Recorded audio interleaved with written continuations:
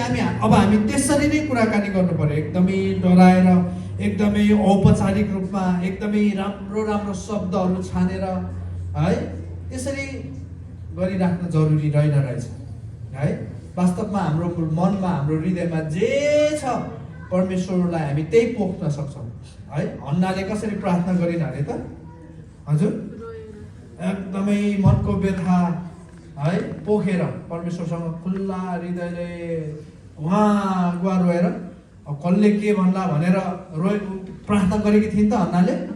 अन्त एलीले के भन्छ, ए स्त्री तिमीलाई कहिलेदेखि यो बानी लाग्यो भन्छ नि होइन, तिमी त रक्सी खाएर पो आउँदो रहेछौ त भन्छ। तर वास्तवमा हन्नाले चाहिँ एकदमै रोएर प्रार्थना गरिरहेको थिइन् होइन। तर एलीले त्यसलाई गलत रूपमा बुझे होइन।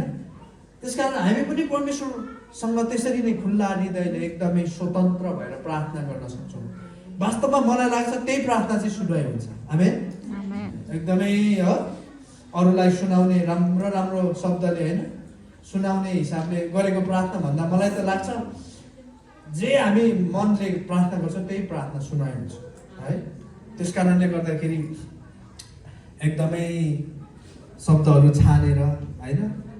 अब हामी त्यसरी एकअर्कासँग कुराकानी गर्छौँ न है।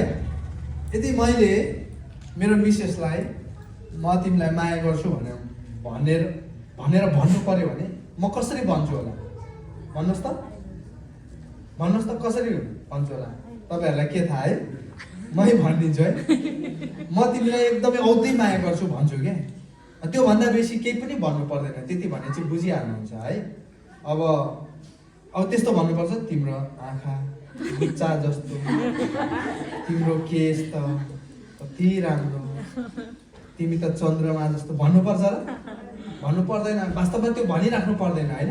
त्यो त वास्तवमा कल्पना गरेर गीतमा मात्र हुन्छ है। तर कुराकानीमा त त्यस्तो हुन्छ त हुँदैन नि त है।